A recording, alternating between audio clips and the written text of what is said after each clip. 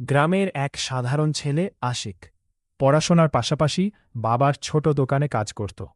একই গ্রামের কলেজ ছাত্রী কাকলি ছিল শান্ত, ভদ্র আর হাসিখুশি মেয়ে। একদিন বৃষ্টি ভেজা বিকেলে বাসস্ট্যান্ডে তাদের প্রথম দেখা।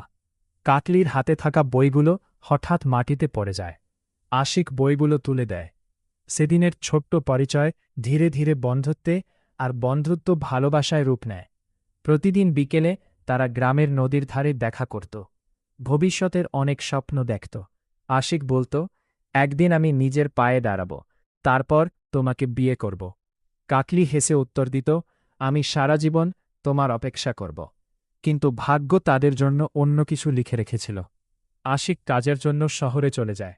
প্রথম কয়েক মাস নিয়মিত কথা হলেও পরে ভুল বোঝাবুঝি শুরু হয়। একদিন কাকলির পরিবার তার বিয়ে ঠিক করে ফেলে। অনেক চেষ্টা করেও কাকলি পরিবারের সিদ্ধান্ত বদলাতে পারেনি। খবরটি শুনে আশিক ছুটে আসে, কিন্তু তৎক্ষণে অনেক দেরি হয়ে গেছে। কাকলির বিয়ে হয়ে গেছে। বিদায়ের আগে শেষবারের মতো দেখা হয় তাদের। কাকলির চোখে অশ্রু। সে বলল, আমি তোমাকে ভুলিনি আশিক। কিন্তু সবাই নিজের ভালোবাসাকে পায় না। আশিক চোখের পানি লুকিয়ে শুধু বলল, তুমি সুখে থাকো, এটাই আমার শেষ চাওয়া। তারপর দুজন দুদিকে চলে যায়।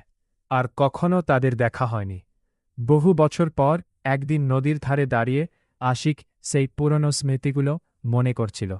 যেখানে একদিন তারা একসঙ্গে ভবিষ্যতের স্বপ্ন দেখেছিল, আজ সেখানে শুধু নীরবতা।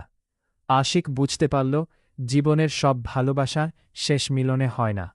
কিছু ভালোবাসা সারা জীবন হৃদয়ের গভীরে কষ্টের স্মৃতি হয়ে বেঁচে থাকে। সমাপ্ত। আশিক কাকলি। 5 বছর কেটে গেছে। আশিক এখন শহরে একটি ছোট ব্যবসা করে। জীবনে অনেক কষ্ট সহ্য করেও সে নিজের পায়ে দাঁড়িয়েছে। কিন্তু হৃদয়ের এক কোণে কাকলির স্মৃতি আজও রয়ে গেছে। একদিন গ্রামের এক বন্ধুর ফোন এলো, আশিক, কাকলি অনেক কষ্টে আছে। কথাটা শুনে আশিকের বুক কেঁপে উঠল। সে জানতে পারল, কাকলির স্বামী কয়েক মাস আগে সড়ক দুর্ঘটনায় মারা গেছেন। সংসারের সব দায়িত্ব এখন কাকলির কাঁধে। ছোট একটি সন্তানকে নিয়ে সে খুব কষ্টে দিন কাটাচ্ছে। অনেক ভাবার পর আশিক গ্রামে ফিরে গেল। বহু বছর পর নদীর ধারে তাদের আবার দেখা হল। কাকলি মাথা নিচু করে বলল, তুমি কি এখনও আমার ওপর রাগ করে আছো?